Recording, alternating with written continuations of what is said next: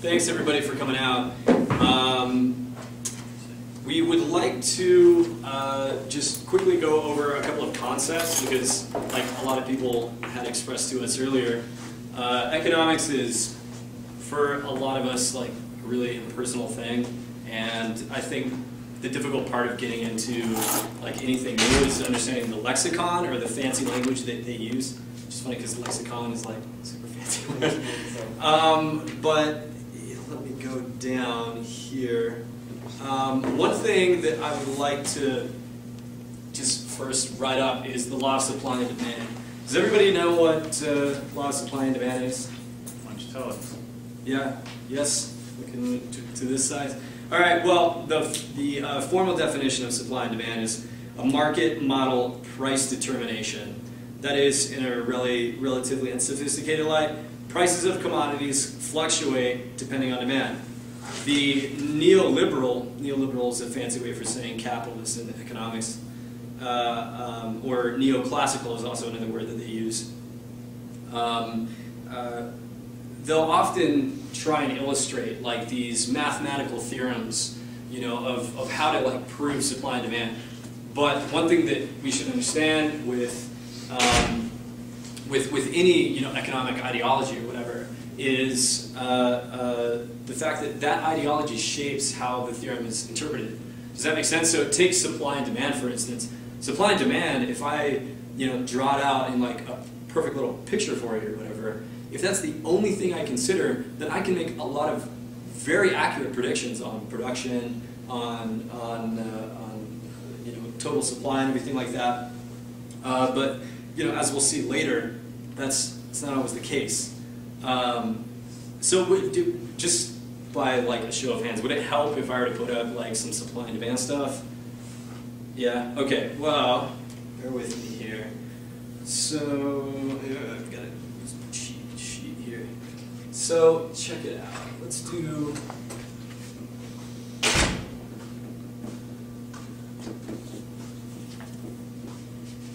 So if demand increases, and what's up? Oh, demand. Thanks.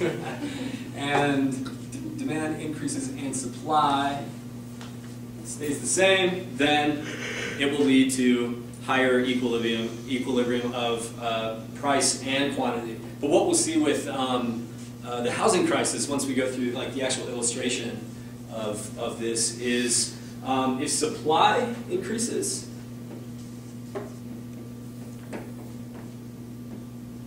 and demand goes down, then what happens, any guesses? Prices go down. So let's do prices drop. And yeah, like I said, that's exactly what we see with the housing crisis. And let's see. So does anybody have any questions on supply and demand? No? And the other fancy word that I'll be using is equity.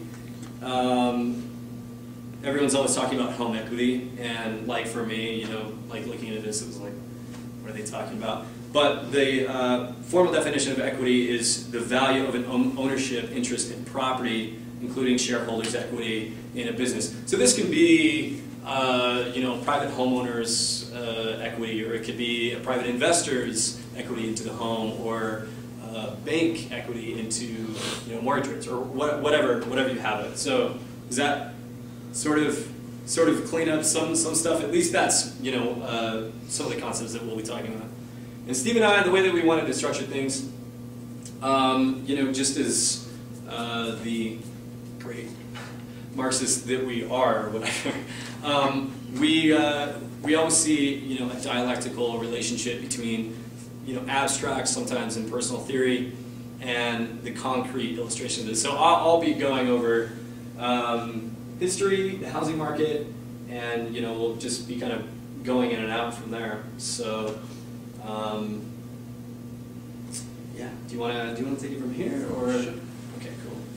Yeah, I'm going to discuss the capitalist mode of production. It'll basically be a lot of economy, and a lot of it will be stuff that Josh has covered. But the basis I want to set is how capitalism works, and to show that crises are internal to capital.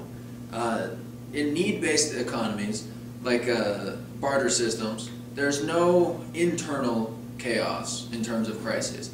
There's always external threat, because they're producing enough to use. They're producing what they need, or they're producing with a surplus that they trade with others in an immediate community for specific needs, specific wants.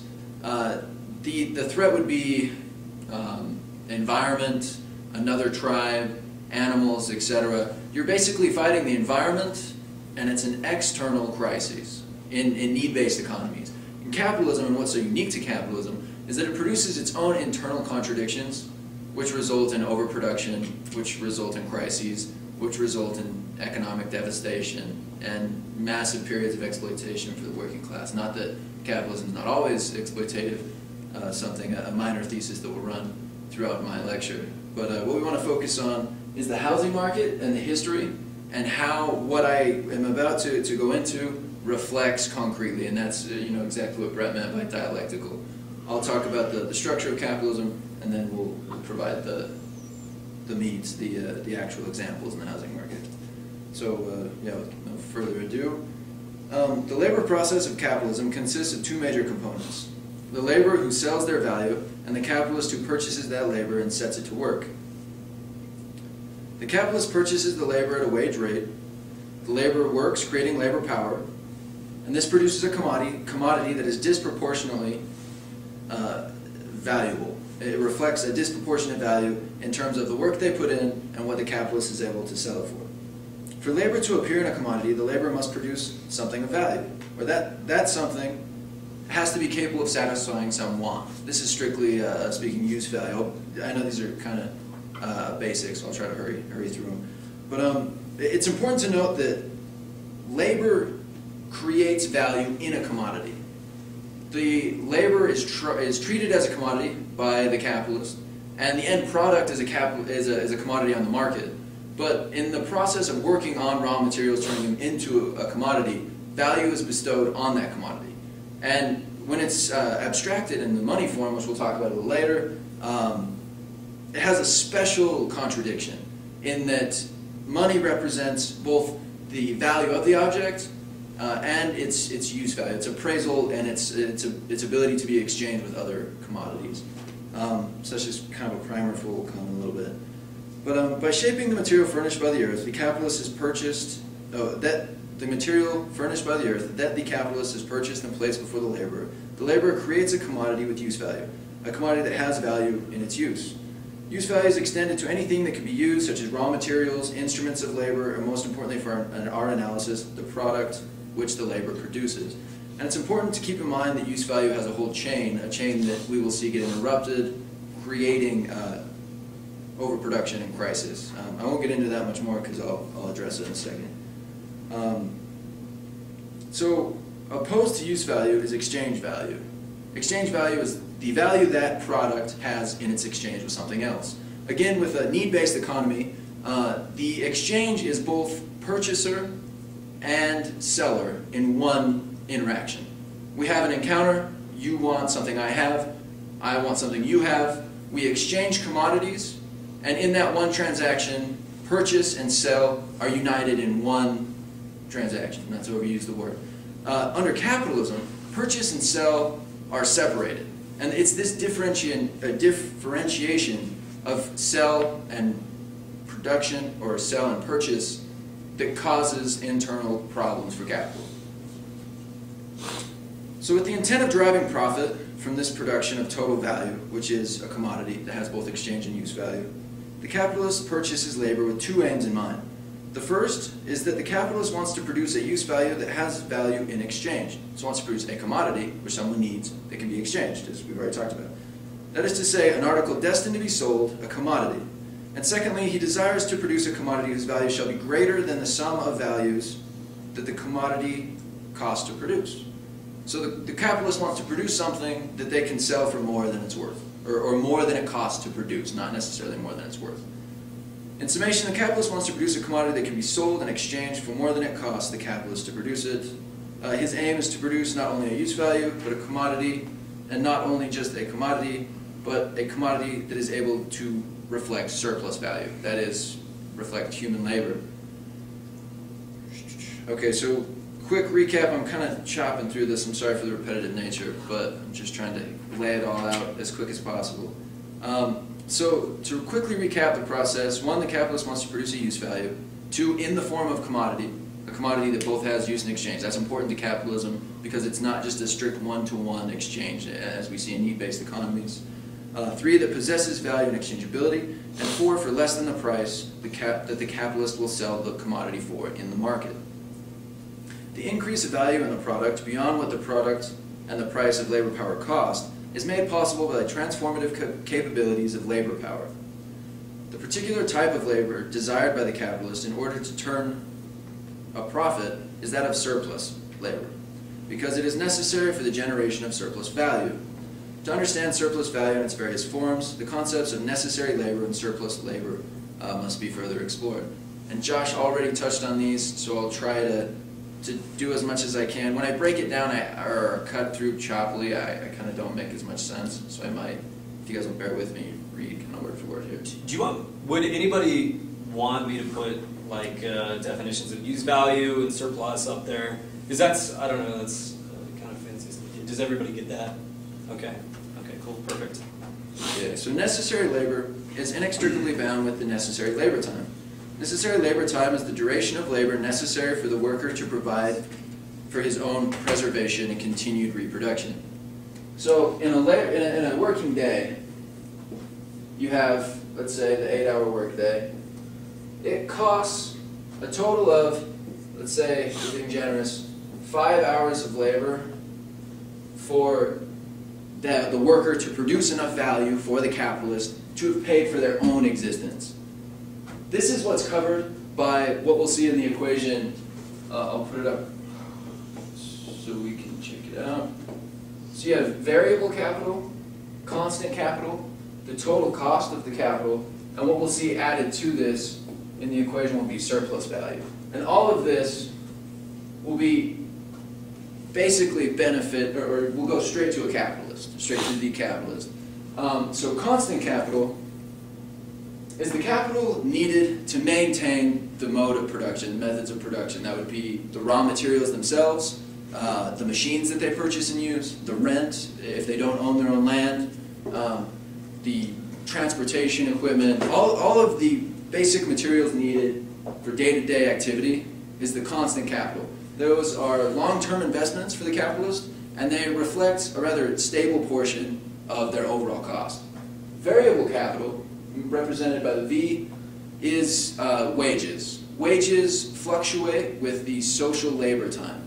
I can get to that a little more. I know we have a pretty well-educated audience, so I won't go too much into it. If you guys have any questions about how wages fluctuate, you can ask me. Once we finish this, we'll open it up to questions before we discuss crises explicitly. So you have your variable capital, which is your wages.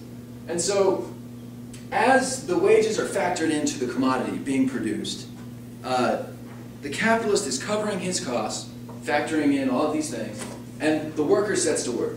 So as we're working, we're here, maybe a lunch break, then once you hit that 5-hour mark, you've basically produced all that you're being compensated for.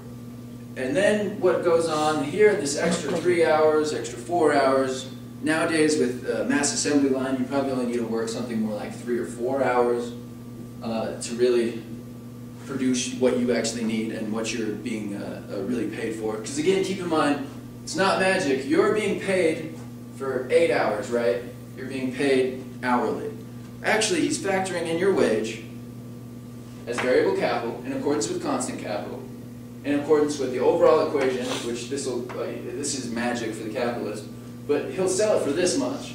So as your 8-hour shift is being set in terms of this equation, you actually only need to work for 5 hours to produce that much value in the product. That's kind of a tricky point. Does that make sense? The value you're imparting to the product is only 5 hours worth that accounts for your whole 8-hour shift. That's probably a better way to say it. So when you hit this 5-hour mark, you've imparted all of that value on the commodity by transforming raw materials into something that will be sold on the market. And then you work an additional 3 hours, basically for free, for your buddy the capitalist. This process of working extra time is the process of surplus value. What the capitalist has included in his nifty equation is covered for, and you're now generating this extra surplus value. And surplus value, I'm not even going to, SV, is the process of exploitation. Quick question for the audience to keep you guys involved during this boring economic analysis. Why do capitalists go to the market? What is their aim? What is the benefit of capitalist production? Because in a need-based society, it's basically covered in the definition, we're providing our needs. Clothing, food, shelter, minimal recreation, maybe a glass of wine, maybe a beer for the Germans, I don't know, pills for Utah Valley. But right, so what's the gist of the capitalist mode of production? Why? What are capitalists going for? What are they seeking? Profit. Profit. Yeah, I mean it's super simple. How are economies? How do we tell if an economy is healthy? Right, an increase of domestic output or total revenues every year. Capitalism's job is to expand. It's to expand and expand and expand. The system is designed for continual growth, for continual revenue surplus, and where is that generated? It's generated by, it more looks like an SU. It's generated in this process we talked about, which is surplus value. So when people say things like, and it always happens, capitalism's not necessarily bad. Capitalism's not necessarily exploitative, or capitalism, like we could do it better. It's corporations, it's a few bad apples. How often do we hear the few bad apples? You know, we can fix it, yada, yada, yada.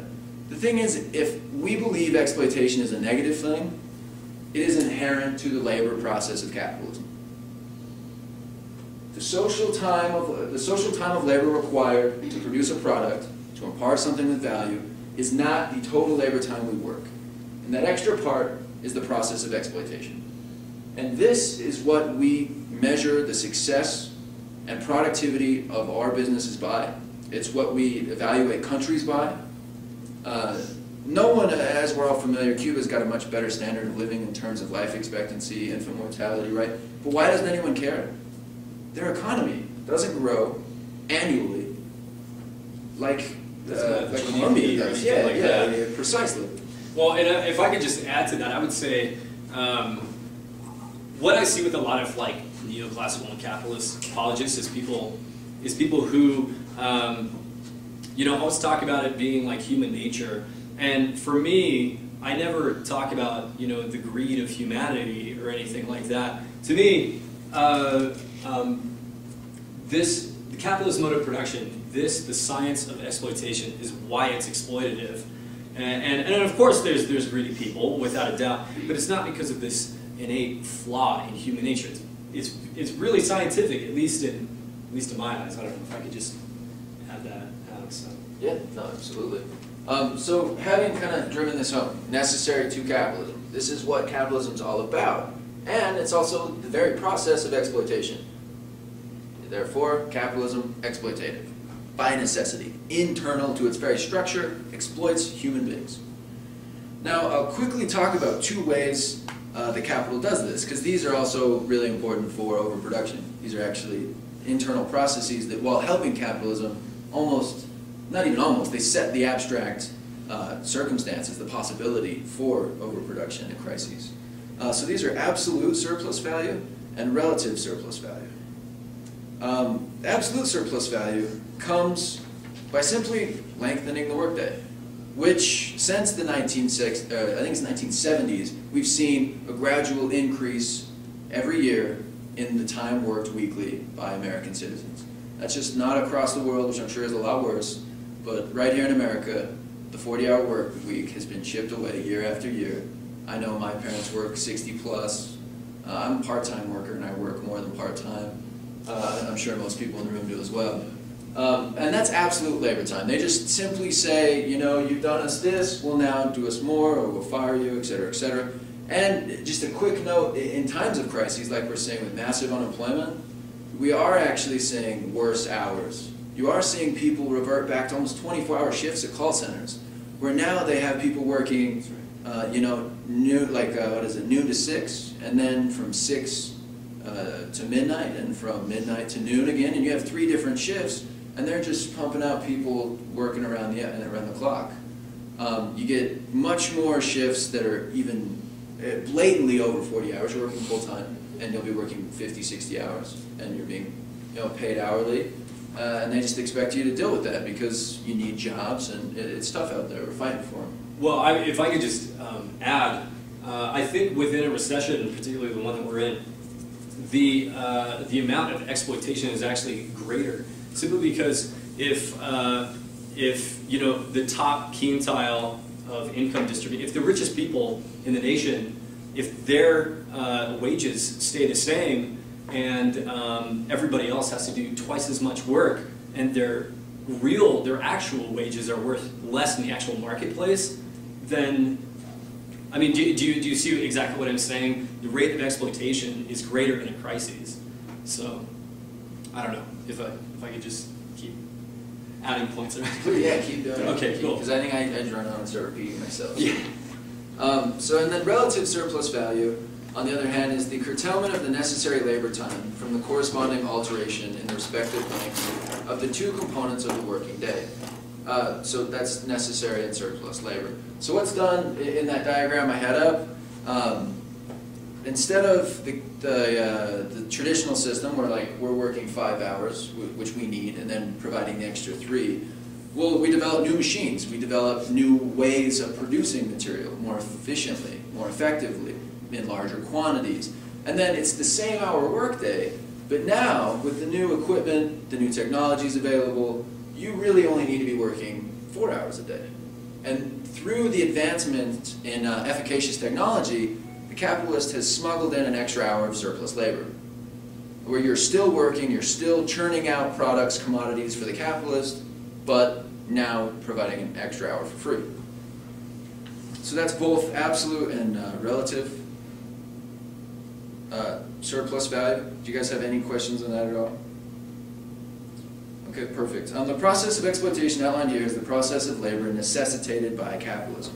The division of labor, the privatization of the means of production, and the commodity form all impose labor divisions that facilitate the necessary surplus value dichotomy, the necessary surplus value dichotomy that I already talked about. So that's all I wanted to touch on in terms of classical Marxist economics. To turn to crisis theory, what we'll see in the housing market, specifically or concretely, is that crises occur in the circulation of capital. Circulation of capital can be represented CMC or MCC, or MCM, sorry, where commodities are transformed into money by the capitalist. They produce something, right, and then sell it. And then they take that money and then reinvest it in capital, right? And this chain will repeat itself. I mean, these are just 2 smaller ways of right. This goes on indefinitely. Capitalist has money, they invest it, they get more money. Then they invest it, right? And we see this today in really frightening ways where one corporation can own multifaceted avenues of revenues. They monopolize markets through owning smaller corporations or owning different banks. And those are different investments. In Marx's day, it was a little more straightforward where you had, this chain was actually by the same company, right? They produce a commodity, then they get their money, and then they reinvest it in themselves to keep producing. I mean, not to say Marx didn't see the rise of imperialism, he did. But today we have money produces commodities, and then those commodities are sold for money, and that money is taken and can be reinvested in any imaginable industry. Be it in chemistry or in chemicals, be it in oil, natural gases, or other people's currencies. We saw massive, massive investment in the Iraqi dinari. I think there was a lot of American investment in Iraqi currency because, right, we were the ones propping it up. We still are. So just keep in mind that the reinvestment of capital can be in almost anything you can imagine. But so crises and overproduction, as we'll see, develop when there is a break in, or a gap in some part of the chain of reproduction. So capitalism, for instance, as we talked about relative surplus value, will generate new ways of efficiently producing more commodities, more value for the capitalist. Now, if they're able to produce much more efficient ways and produce much more things than they were previously able to do in a shorter amount of time, as Brett already pointed out, you'll have more commodities on the market, which drives down prices. Now, if consumption doesn't match the prices, you're going to have a lag in production. You're going to have a small crisis. And a small crisis of capitalism is precipitated down the entire investment chain. If we're talking about the production of computers, you're also talking about extracting the minerals needed. You're talking about petrol, which goes into a lot of the plastics, and the computer chips. But you're talking about a series of different raw material providers who all sell to different markets, who then assemble certain parts. You have your Intel processors, you got your actual computer, be it Dell, HP. So all these are sold to different products until that commodity is sitting on the shelf.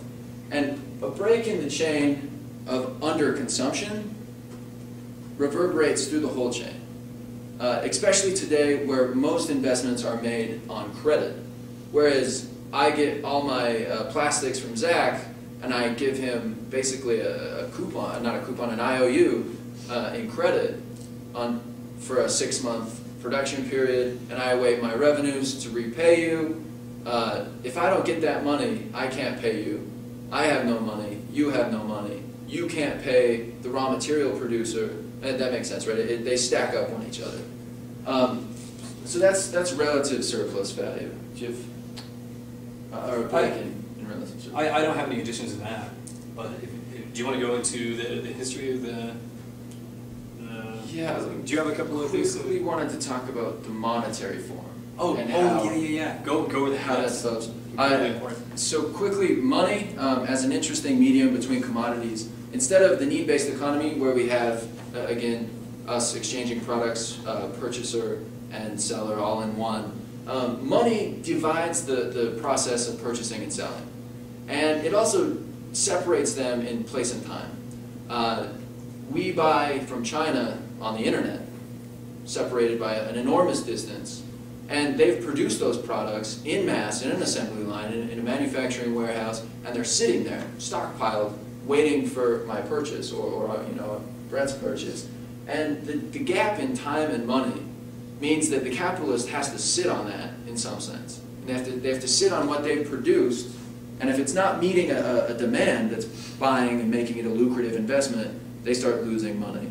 And the monetary form actually works against capital. I think, is that clear? Do you guys have any questions on that? I kind of talked a lot, so I want to give it over to Brett.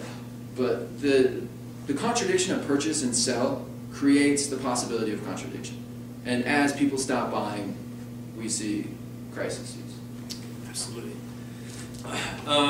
Well, I would just like to say, if you don't get anything out of this lecture, let our thesis be really clear, and that is know that overaccumulation is the end result of capitalist modes of production. And as a concrete illustration, legislation that was passed made it possible for an oversupply of houses and of equity that went to subprime home buyers. Subprime means that their credit score wasn't that good, but the private investor or the bank or whomever sold them said house gave it to them anyway because of this deregulation that was passed circa 2002 under Bush. Let's see. Okay, so it's relevant to note that culturally, the United States has a huge obsession with owning houses. In fact, 66% of all homes in the U.S. are home-owned rather than rented out or whatever. Like I said, right around 2002, you have these huge deregulative policies under Bush. And it's interesting because in the last 45 years, you see housing, actually if I can get this, if that's okay. Did everybody get that CMC, MC, MCM? For the last 40 years, say starting in 1960, you'll see that the amount of houses is kind of going like this, and you get some more, and then you'll have a little slump here, right? But right when you get to 2002, they skyrocket, and this is great. Everyone's getting houses, and it's the new housing bubble. Like there was this myth around the time that housing prices will never go down. It's fantastic, right? But what's interesting about this curve is this is the overaccumulation. There is too much supply of houses, and this, of course, if everyone has a house, no one has too much of a demand for a house, so prices soared down. And in combination with the with all of the subprime mortgages they were giving out to basically everybody, no one can pay their house. These houses flop, and so the houses are turned to whoever sold the house, mainly a private investor or a bank. And what's interesting with this, if you can compare two of the graphs, just as a partial side note, take a side step. Every 10 or 15 years, you'll see marks of, let me use green. You'll see slumps in the housing market. And it's interesting because these slumps, these depressions, arguably, simply just register on a macroeconomic level, that is nationwide, on a big level, that there's overaccumulation. But it also signifies, I think more importantly, how integral the housing market is to the rest of the economy. Like Steve was saying, this has a domino effect on the rest of the economy. But check this out. This is what's really interesting, tying into Steve's awesome comments about use value and exchange value. You can kind of see vacancy rates, which is houses being empty, kind of correlating like this. And every time you'll have a depression, like vacancy rates will jump up every time, and then it'll kind of go back. Once capitalists take advantage of said crisis to reinvest their capital in cheap labor, shoot up again. Blah blah blah blah. But what's interesting with the 2002 model, you see an overaccumulation that we've never seen before, and this is the crisis. Not around 2002. Everyone cites 2008, but it's more of a fluent process than that. We're looking at. I don't want to delete it. No, you can. Yeah, get rid of it. It just looks cool. It looks fancy. So I would say 2005 to 2008, and everyone see that?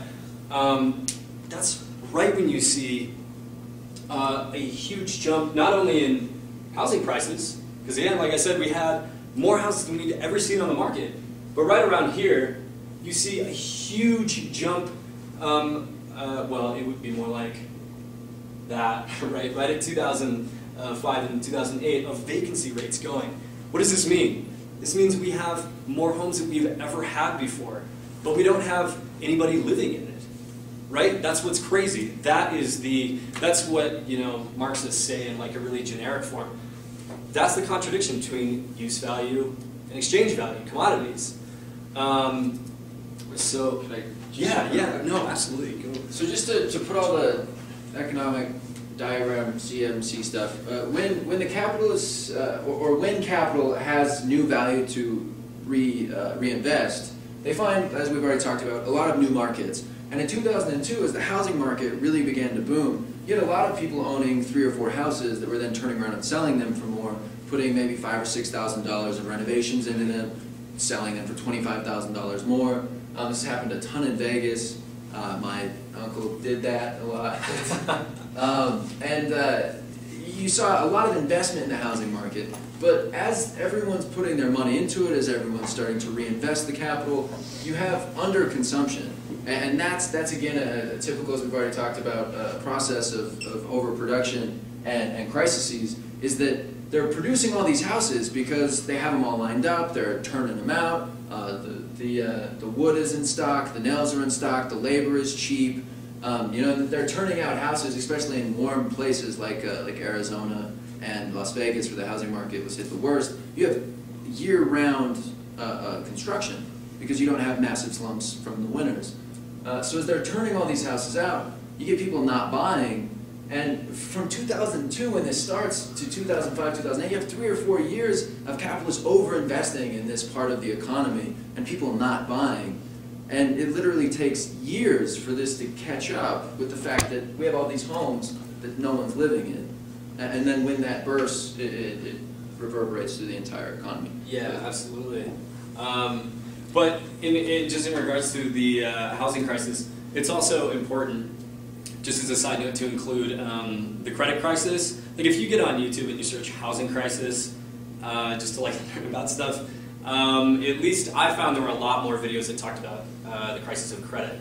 But that's just really, at least as far as I interpret it, and I'm no expert, I think those are that's reading in between the lines. Do you know what I'm saying? If I go and I want to buy a house, I have to take out a loan. I have to get credit, right? And the fact that all of these people were buying these homes, they were flopping on that credit, but you know, Bush being the awesome, you know, neoclassical proponent as he was, this causes a devastating effect, not only with private investors and private, you know, homeowners, but banks as well. And it ties into, you know, the reason why you have all of these companies who have stock in these banks, or the banks have stock in the companies as well, having to bail out on the backs of working class, you know, the working class nationwide. Because it's important to know, after the U.S. goes out, you've got the rest of the world going out. We live in a global economy, and anyway, you just see how complicated the process is. Yeah. Quick comment. The reason I didn't really mention credit a whole lot is credit is another investment avenue for capitalists. Take that extra, take your extra money from your commodities, and you can actually reinvest that in banks. Give banks larger credit banks to give more people credit. You're actually investing in an interest rate. You're actually investing in other people's credit. You can buy credit packages, and it's just credit is an extension of a capitalist market. Yeah, perfect.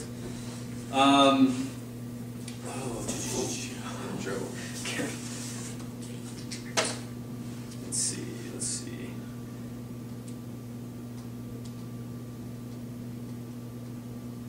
Oh, right. So you see the exploitation happen in two senses. You see over-exploitation because of the crisis. All the while, you still have the standard mode of production where you go to work every day and you get paid half of what your labor actually creates. So that's really going into some of the history, like about the history of crises. The history of crises. Well, I know that in 2008, Bush passed the biggest bill increasing the the debt ceiling, and it was the biggest thing since the New Deal in Roosevelt, or since the 1930s, which, you know, Roosevelt did with the New Deal. And this is hugely indicative of the unpredictability of the market. I mean, you have all these theorems, like I said, that you can prove mathematical formats. Like, look, this makes sense. We can save the economy. It actually disrupted it, caused greater debt than, you know, Roosevelt had, with some differences between the two bills in comparison. But the same principle is there. So anyway, that's. I should tie it into the auto. Just one more example, real quick. Is the auto market, which we saw collapse as well along the same time. And what's interesting about that is that you actually had the U.S. dominated the auto industry after World War II, which eventually, as Japan and Germany, the two major producers right now, were able to buy new machines, and as they were able to buy new constant capital to produce these automobiles, we saw the market start to expand where profits actually shrank and prices went down because there was more production, which U.S. companies couldn't compete with because their constant capital, their factories, were outdated. And what happened when it finally caught up with this and the auto bubble burst, I think before 2002, GMC had to shut down 2 plants, Chrysler shut down plants, Chrysler's part of GMC. But you saw the auto industry hit in the exact same way, which was a part of just the capital system. Someone had newer constant capital, they were able to produce more, cheaper, and the monopoly the U.S. had after World War II was slowly caught up with and usurped, and we saw the market fail. And the key to all these things is that without a planned economy, you have capitalists doing everything they can in the relative surplus market to lower their cost of production, to increase outputs. There's no exact specifications for who's buying all of this shit. Excuse my language. Who's going to buy all the commodities, who's going to purchase these things and keep the economy healthy is a question completely absent from a free market economy, where the working class is supposed to bail them out after Absolutely. Yeah, and to add on that, Steve and I, we're not mutualists by any means. I don't just advocate just a barter system, even though it's a move to a need-based economy or whatever. But I think if money is collapsed, just as a partial side note, I mean, if you want to make some qualifications, throw it at me. But I think historically, when we see money, which is just a universal, medium to exchange other commodities, you see that abolished, you see the rest of the economy collapse. This is exactly what happened with the Pol Pot regime.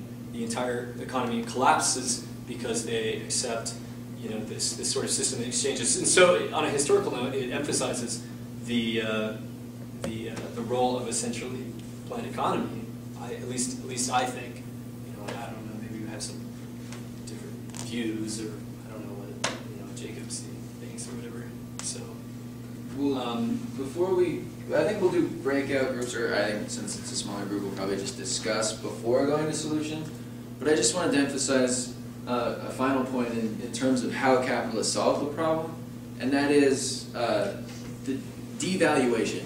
Crises are basically the devaluation of a market. They've produced too many goods, be it too many houses, too many cars, too many McDonald's toys, and instead of distributing those to people in need, which would have no profit, or like the bridal dresses, I don't know if you guys saw that happen last month.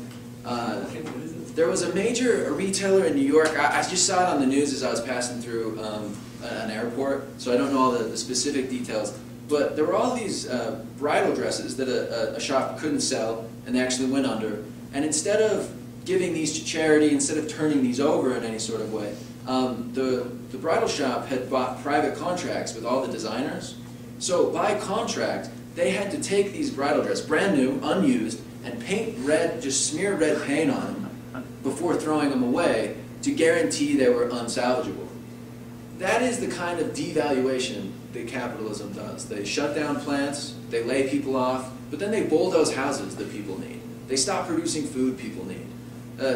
On that same note, if I can say so, yeah. I mean, everyone names the famous example where they were actually burning grain during the Great Depression. Absolutely. So, right, their supply would go down, prices would go up, and this would be a stimulus package. So, I think it's just to add on there. Yeah, so. absolutely. Just to close it out, then, that's a crisis is a mass devaluation. Capitalists have produced enough value, and then when they can't control it any longer, they begin a process of violent devaluation of the market to shrink the markets, to rein in value, and then to find secure investments for the future. Perfect. Yeah. Sorry, I was not paying as much attention as I should have been, but obviously you guys do agree that there was a crisis level production during like the Great Depression, or that foreshadowed the Great Depression. and we were obviously able to counteract that. Do you think we'll be able to, and this is kind of throwing you guys a ball that I'm just interested to see what you're going to throw back at me, but do you think we'll be able to recover from what I see as a crisis of overproduction currently, and why or why not? You want to take that, or you want me to take it? Why don't you take a shot at it and then I'll finish up? Well, I would say it's interesting as you know, a lot of like typical Marxist ideology would commonly state the economic often precedes the political. You know, everyone hears that generic term, the economic precedes the political. But I think it's a dialectical relationship. But nonetheless, the Depression in 2008 still emphasizes a lot of, an immense amount of political turmoil, namely the Occupy movement. It's interesting that, you know, as of late, at least as far as I know, mostly on the East Coast, Occupy has taken a turn to focus on occupying vacant homes. And that's fantastic. It seems like it's another step to be taken. And, you know, I have, at least I think, modest criticisms of Occupy. But I would say if it's going to be the battle of whether or not we can take advantage of this highly opportune moment to show how exploitative capitalism is on a systemic level, not just on a moral level, like we should buy, you know, we should buy organic and buy Toms and everything. But how we should actually challenge the base contradiction, which is the contradiction between use value and exchange value. So I don't know. Those are a couple of my personal thoughts. It's also incredibly important to know with the crisis, you see higher inequality. This is a partial note. I feel like I just have to like throw in there real quick. But with a lot of like these vacant homes, you don't see too many like gated communities, right, being shut down. You see blacks and Latinos and Chicanos. And in regards to the Occupy movement, I would at least hope for although admittedly, as you know, I haven't been involved as I'd like to with Occupy. I would like to hope to see more self-determination and involvement from minority groups instead of just middle class of white guys. Right. Yeah, right. I don't know. So I don't know, Jacob. Those are some of my thoughts. Just immediately. I do. Was that a? It was. What do you think? It was helpful. Just to refocus my question. Yeah. Do you think the material conditions that preceded the Great Depression and the resulting effects, the resulting liberalization, things like that, do you think those material conditions are significantly different than the material conditions now? Do you think there's going to be like a different response to this crisis? Yeah, absolutely. A big thing would be the environmental movement. After the Great Depression and during the New Deal especially, the idea was that there's this great abundance of energy and resources in the world, right? What we need to do is harness it and tap it. And we saw large service projects for dams, for road systems. It was basically a move to harness the world. Where now we've started to realize that we're rapidly depleting the world's resources, probably more so than our most honest statistics would indicate. And I think the material conditions are entirely different in the sense that we're aware of what we're doing. And there are a lot of different movements in terms of material consumption that I think are entirely unsustainable. I think most of us think are entirely unsustainable, and the general populace of first world countries at least are aware of. For me though, yeah. Well, just on that same note, David Harvey remarks, and he has a couple of videos about the crisis of capitalism, but he remarks something fascinating, especially in regards to like doing a historical parallel to the 1930s. Capital was able to externalize its problems, right? Just in regards to the whole environment comment. There's not, I mean, if someone else wants to point out to me, there's not a single country that hasn't been touched by imperialism, or say a country that has resisted it. I mean, there simply are no natural resources to externalize capital on now, because we live in a globalized economy, where, you know, from World War II and all of the entire Cold War, it's a mad grab for resources, you know. And just quickly before we go to Brian's question, last thing is I do think the material conditions are ripe for social change. And I mean, to quote one of my favorite films, right? Crises precipitate change. It's Kurtz from Apocalypse Now. The thing is, how's it going to change? That's really always been the revolutionary question is the material conditions, the objective circumstances seem ripe. And with things like the Occupy movement, I look to them more as an indication of class consciousness. More people than ever are aware of the exploitation. More people than ever are seeing the disparities, the injustices, the abuses, not just of human beings, but of the environment. Yeah, absolutely. But I think it's the structure, the form might be perfect, but is the content, the subjective content, ready to carry on and change things? I think things will change one way or another. How will they change? That's our question, I suppose. Brian? It kind of goes along with this, and without making this drag on longer than it needs to. I'm just curious because you said like, all right, now we're aware that we're like exploiting all the world's resources, and like we're aware that we're doing that, as opposed to like during like after the Great Depression, we were like, all right, let's just harness it. So like we were harnessing the world's energy, like then, and now we're like aware of it, but we're still doing it like now just as much, if not more. What's the difference? Like just because we think it doesn't make any difference. No. Well, I mean, for me, the difference is consciousness. It's more people starting to realize and be honest with themselves about the way things are. That might not be super satisfactory, because I wholly agree. It's like, you know, my dad thinks he's green because he drives a hybrid car or something, but he would have been much greener to have bought a used car, right? Like we're still stuck in this consumptive mentality. We're very much still pillaging the earth at record rates. And capitalism's still trying to find new technologies to pillage the earth. It's not as if we've really changed our course. But what I do think is, just by having something like a green movement, as off-base as it might be, indicates that there is a popular support for the idea that needs to be driven home in much more critical, revolutionary terms, I believe. But I think that it definitely indicates something that in pop culture consciousness, we're taking into account the world and our effect on it. Could that also be a little bit detrimental to have a green movement and have it kind of like directed in a way that doesn't really help, it makes people complacent? Absolutely, and I think we need a vicious critique of the green movement. I don't think any revolutionary should be out there championing hybrid cars. It's second, yeah, absolutely. I think here's it, for the pop culture critique and of current conversations. There's a South Park episode where everyone buys.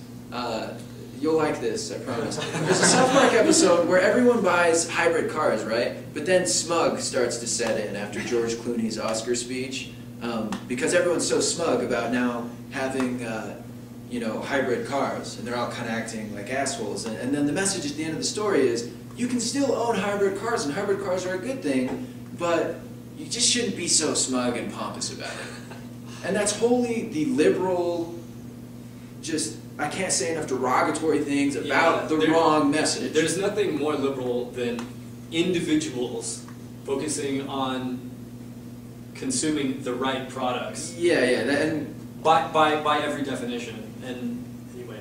No, that's it. Yeah, that's the whole reason for the story. Is that sort of liberal consciousness of, like, don't just be a jerk, be a cool person, like, be green, you know, and like grow some dreads and drive a hybrid. Like, no, 100 times no, and we need to be enforcing that. We need to be saying that. We need to be, you know, keeping our own minds open while criticizing the movement.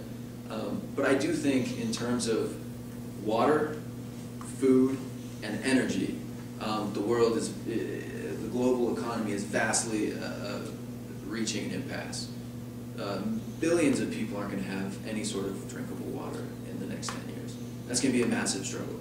And it's going to be on us to not close borders and turn to military tactics. It's going to be a subjective response that determines the course of our actions in those circumstances. But I think the environment for me, and it kind of sounds like maybe for you as well, is going to be the big limitation that we need to address, and that might even help people.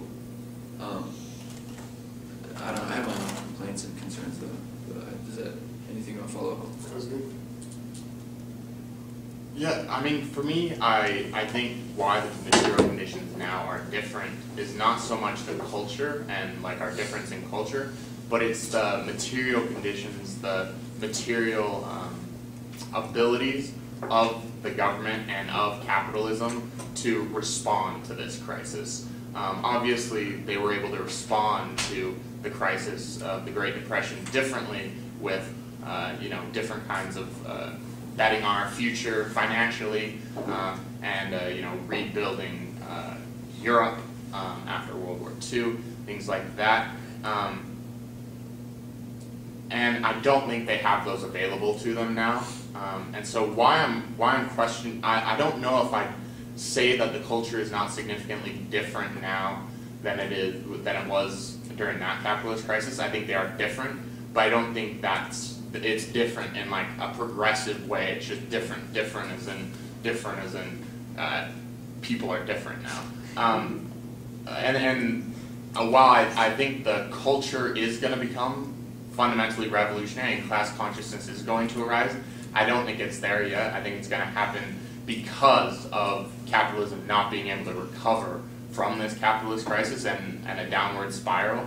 And because of that spiral, it's going to happen. I would say that if we point out things like, oh, well, people are green now, or they're, environmentally aware, during the Dust Bowl, which preceded the Great Depression, people became extremely environmental, and they had more reason to be. People started talking about national forests. There was a huge push for new agriculture. I mean, people were made way more aware. That didn't mean they were revolutionary.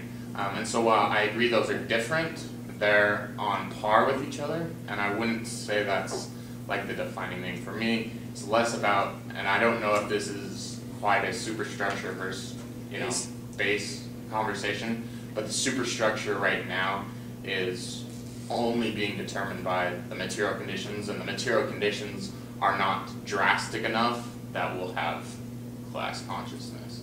And so where I was going with the question was wondering if you do agree that this time there's not, like it's not for sure, but that there is a possibility that they will not be able to recover from the capitalist crisis like they were able to during the Great Depression, that it might be more detrimental to them. Yeah. Well, I would say, at least how I tried to explain my position, it's not because of the cultural aspect of the superstructure of capitalism that we have all of this resistance. I don't see it improving because, unlike the 1930s, the economy can't externalize its problems. Like Brian said, the natural resources are dwindling. There are no productive relations if there's no production itself. So I don't know. That's my only comment. But the details of which, I mean, that I don't know. So I turn specifically to the ideological apparatus and of what you call culture, because I thought, like we've done so much on the economy, I wholly agree, and it's the basic Marxist position. You have the productive forces, right, and the relations of production, and the internal contradiction of productive forces that have a capacity to be used appropriately or adequately, to produce enough, to be sustainable, etc., in contrast with an ideological, I would say today, pervasively a nation-state apparatus.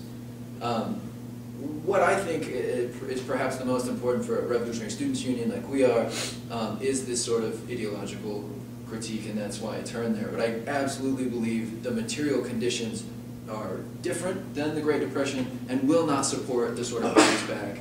As Brett said, you can't devalue foreign currency anymore.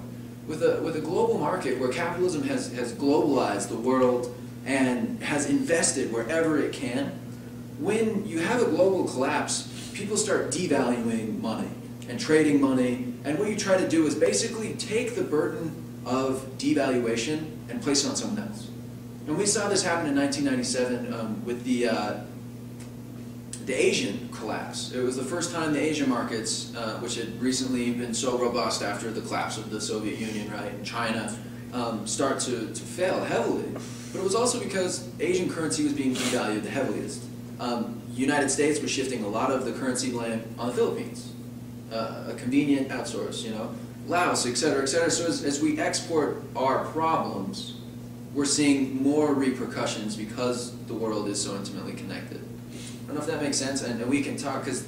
No, you hit it right there, okay. So but that was what I wondered. And that's definitely relations of production and productive forces, and the productive forces are given a lot more trouble. But I don't know, the relations, I think, are so essential, and I think the ideological state apparatus really needs to be challenged, because at the same time that we're having Occupy movement, at the same time we're having a lot of leftist or more progressive demonstrations, we're having the Tea Party, we're having, you know, neo-Nazis really start to re-emerge, and when we see that sort of super conservative or ultra conservative reaction, I think that's going to be addressed more on the ideological than the productive forces level. But that's coming from a white male standing in a university who doesn't have to worry about food, water, and shelter. Whereas I'm a firm believer that in the third world or in developing countries, excuse the language, that they're going to have a much more revolutionary class consciousness because they're struck with the daily relations that are so intimate to the forces of production that we overlook and sort of absorb ourselves in commodity fascism. If that makes sense. Sure. As soon as you started drawing productive forces and that, I was just like, that is exactly what I need. Just as, like, I don't know, a closing remark, you'll see a lot of private companies just in regards to housing prices and what it looks like now. So you have the Depression, just as a quick side note, you'll have them go up and down and like this. And anytime you have one of these massive upticks, they're like, oh my God, the economy is going to improve. But it can't. There's no way to get over accumulated houses of these empty homes unless, you know, there is something radically, you know, that is restructured both economically and culturally. You know, like I said, owning a house is like this huge thing. In Switzerland, like in the U.S., 66% of all homes are home-owned. In Switzerland, it's like 22. So, I don't know, just as a closing mark. We have actual graphs that are like legitimate, and we can email them or give you them. It's not just sports squiggles. We do have legitimate data. Yeah. You guys out there too, we have legitimate data. We can email you. Yeah, actually, we before this, I was trying to get my computer to work. I couldn't get the graphs printed because I wanted one to just, you know, pass around so everybody could look. But the stats that I got were mainly from The Economist, which is like super neoliberal. It's like super pro-capitalist.